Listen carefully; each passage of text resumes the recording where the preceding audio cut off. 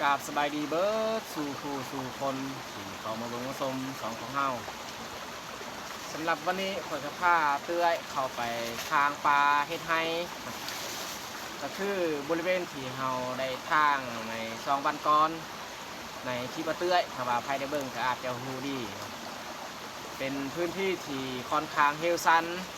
แต่ว่าเฮาก็เลือกบ่ได้แต่บนนั้นที่เฮาเคยทางใน 6-7 ปีที่แล้วก็เลยปีนี้กลับมาทางใหม่แล้วก็พิเศษอยากขอบใจพี่คนนี้ที่ส่งเงินทางซุปเปอร์แตงให้กำลังใจให้พ่อยหรือว่าครอบครัวของพ่อยแล้วพ่อยกับบุญมียังสีตอบแทนไม่แต่สีขอบอกขอบใจหรือว่าส่งคำอวยพรแล้วก็อยากขอบอกขอบใจหรือว่าขอบคุณมากๆที่มีน้ำจิตน้ำใจสวยงามและสุดท้ายนี้เนี่ยอยากเอาใจพรให้ที่เขาจงมีสุขภาพแข็งแรงอย่าเจ็บอย่าจนให้จะยังก็ขอให้เจริญรุ่งเรืองปรารถนาสิ่งใดก็ขอให้สมบังทุกประการและที่สำคัญนี่ขอให้อยู่เทิงแผ่นดินนี้หายดนแต่ก็ขอขอบใจหลายๆอีกครับไปเอาไปเบิ้งไปชมน้ำกันการทางปลาเฮ็ดไฮของพวกเรา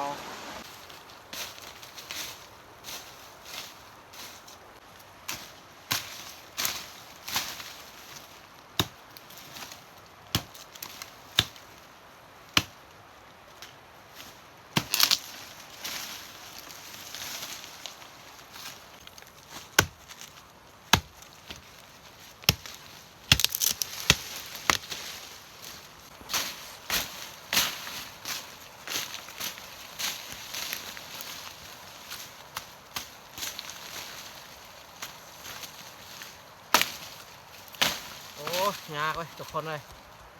มันเฮลมันสั้นแบบนี้ยากสุดนี่ส่วนเขาปลูกข้าวนี่แหละยากสุดตอนนี้นี่ยังใครแน่เขาได้จับมีเสือกแล้วก็มีต้นไม้หรือว่าหญ้าแต่ส่วนปลูกข้าวเมื่อเขาจูดมันไม่เบิดนี่ยากเพราะว่ามันเฮลสั้นยากสุดๆเลยทุกคนเอ้ยแต่เวลาทางอันนี้เขาต้องดึงออกเบิดอันนั้นเสือกอันนี้ถ้าว่าเขาบ่ดึงออกมันบ่มาอีก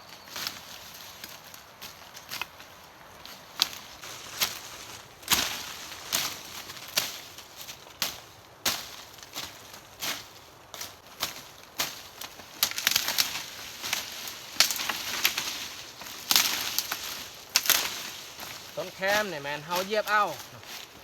าให้มันล้มหลังจากนั้นเขาตัดบางต้นบ่ตัดเบิดก็ได้เขาทางปีกายให้อยู่ไกลตีนภูหันเขาบ่ได้ตัดเลยแต่เขาเหยียบลงแต่ว่าการเหยียบนี่ให้เหยียบจำถ้าว่าเขาเหยียบบ่จำนี่มันจะบ่ไหม้ง่าย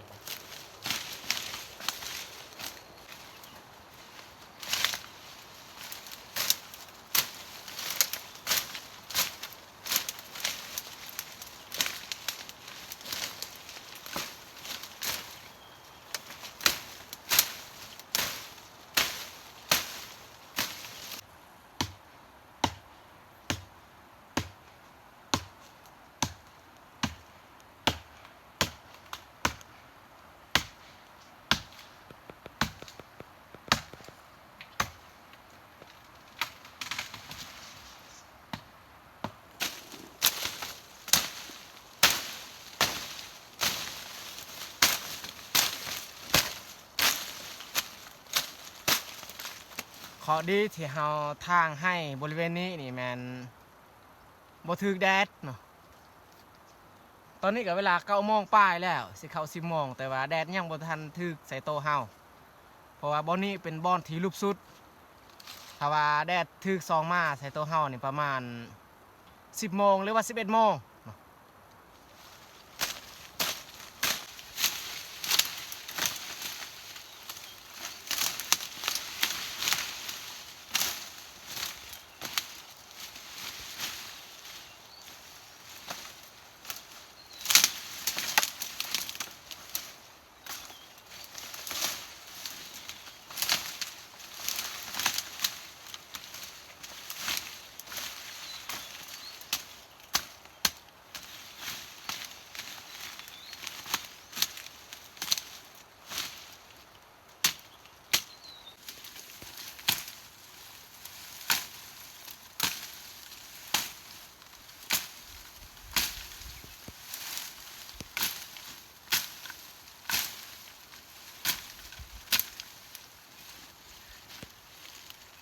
11 โมงมันจึงมีแดดส่องมาแต่ว่าเมื่อแดดส่องมานี่เอาทางหญ้าอันนี้นี่เต็มแต่ฝุ่นมันไงเขาปากเขาดังรู้สึกว่าคอแห้งเลยบ่ได้ลงเมืองบ่ได้ไปซื้ออันนั้นแพดปากมาใส่ช่วงเช้าๆอังกี้นี่แค่แน่เอาทางหญ้าฝุ่นบ่ไงปานใดฮอด11-12 โมงนี่มีแดดส่องมานี่ฝุ่นนั่นแหละเมื่อเฮาทางแต่ก็เฮ็ดยังบ่ได้นะนี่แหละอาชีพของเฮาจำเป็น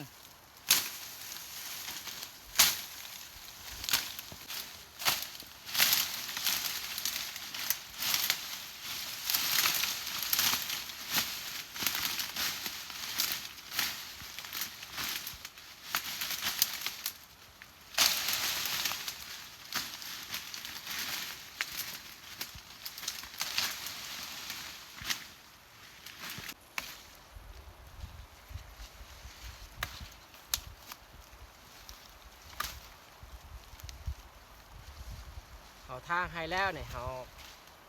กลับมาเอาดอกแคมอีกก่อนที่เฮาจะพักเที่ยงกินข้าว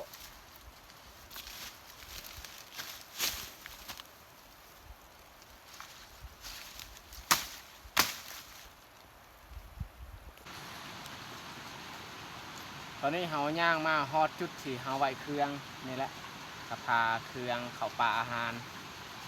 มาพักอยู่นี่ก่อนแล้วจึงคอยลงห้วยไปเฮ็ดอาหารการกินอยู่ห้วยและสบาย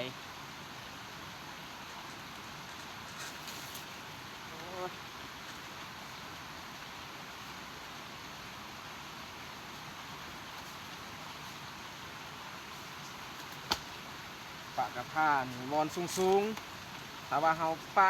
ติดพื้นดินนี่ยานว่ามดมันขึ้นกัดขึ้นตอม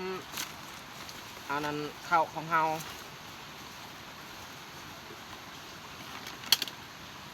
ตั้งแต่เช้าบ่ได้ดื่มน้ำ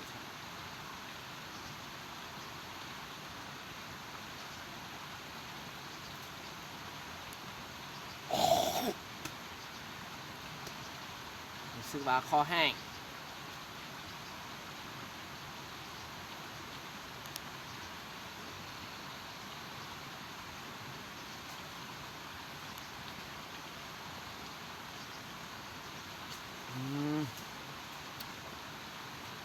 น้ำในซ้ำข้าวปลาในตู้เย็นตัวมันเย็นแต่เตืออีกกิน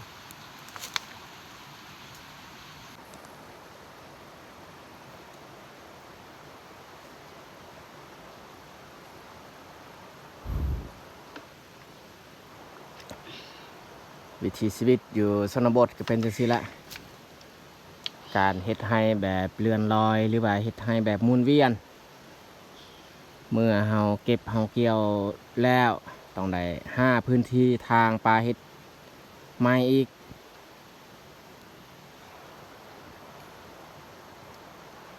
ตราบใดเฮายังมีชีวิตก็ต้องเฮ็ดตลอดบ่มีวันสิ้นสุดดอกแคมที่เฮาเก็บก็ได้สำนี้ละถ้าว่าเฮาลิแต่ดอกของมันน่าจะได้ประมาณ1 โล 2 โลประมาณนั้นแหละ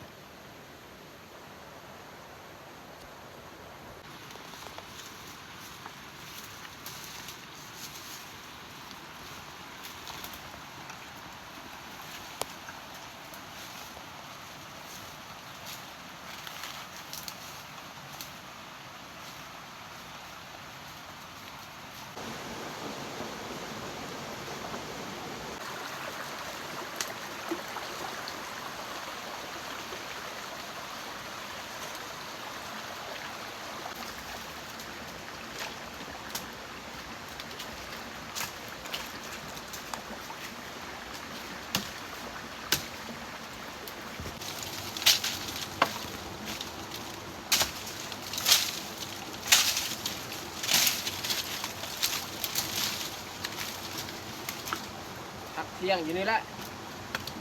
ไก่แค่ไม่น่า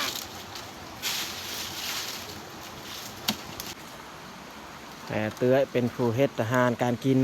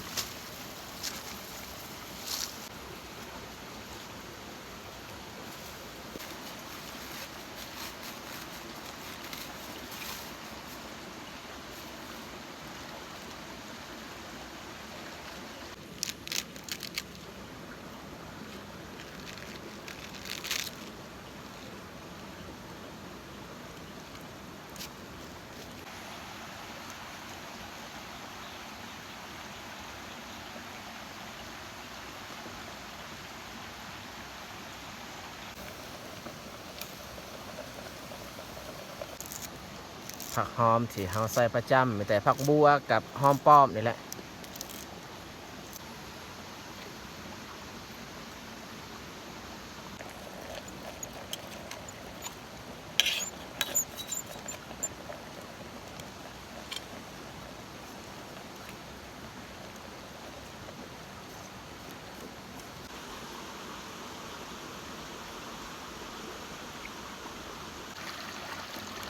ดอมนี่มานอนตากแดด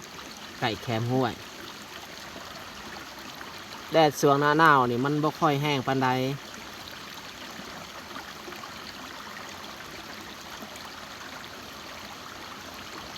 เฮาห้ามดอมบ่ให้มันไปน้ำเฮานี่บ่ได้เฮาเข้าป่ายามใดเข้าไห้ยามใดมันก็น้ำตลอดมือหนึ่งสองมือมันมาอยู่บ้านจากนั้นนี่มันไปเลยตั้งแต่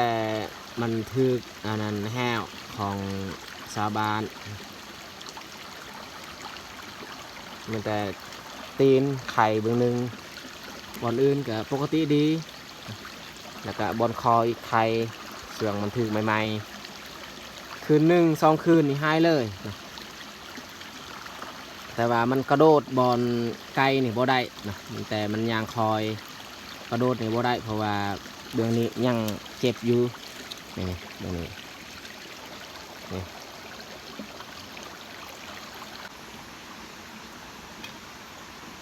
ต้มผักบ่ได้ใส่ย่างทุกคนเลยมีซีนแต่ว่าเราสิเอาซีนมาปิ้งซีนแห้ง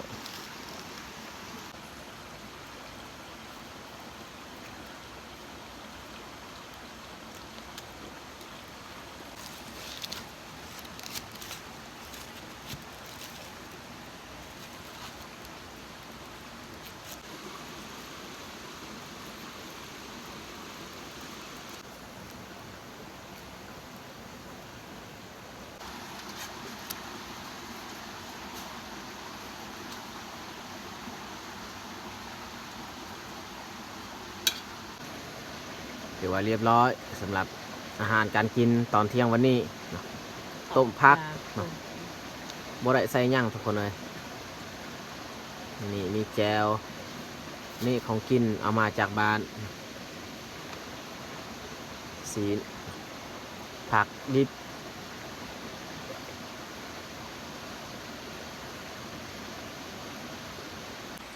เอามากินข้าวเที่ยงน้ำกัน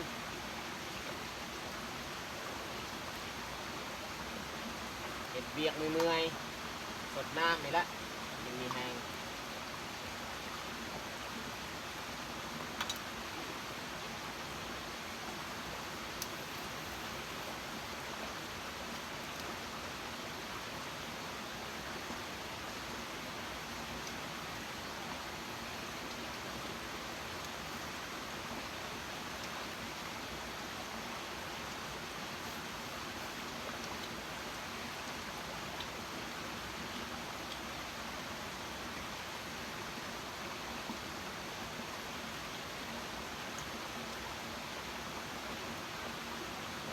ชิ้นหมูปลา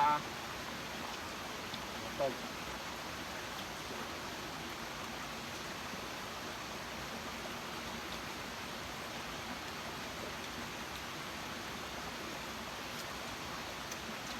เขาได้หมูปลาเนี่ยเขาแบ่งชิ้นให้พี่น้องพี่ลุงกินน้ำมันเท่ากับตากไว้มันแต่ซองไม้ชิ้นแห้งเดือนนั้นนี่แบ่งหมดแต่ว่าเขาไม่เคยได้เขาได้แต่ปีหนึ่งสองปีได้ตัวหนึ่งเขาต้องแบ่งให้เขาเบิดเลย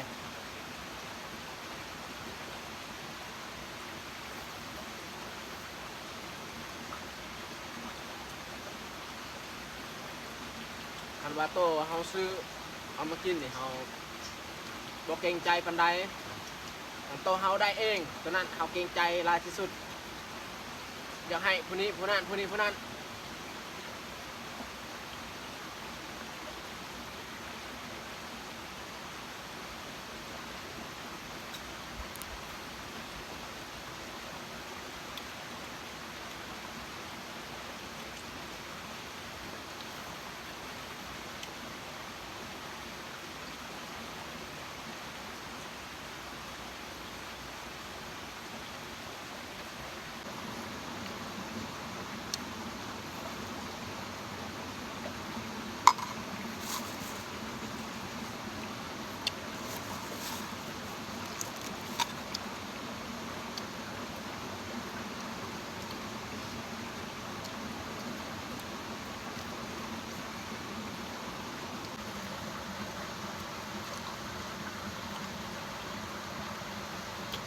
นวดดีซีน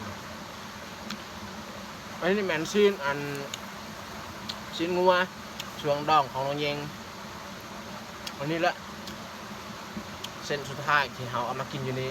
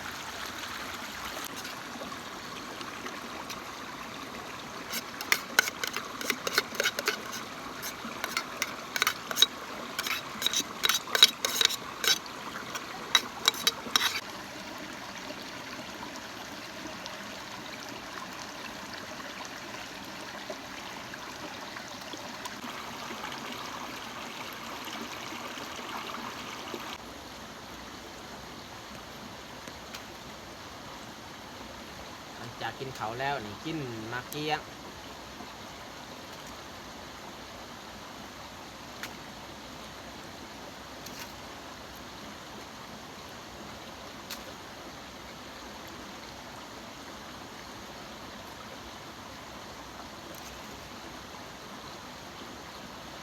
อยู่บ้านเฮานี่บ่มีได้มาเกี๊ยงรุ่นนี้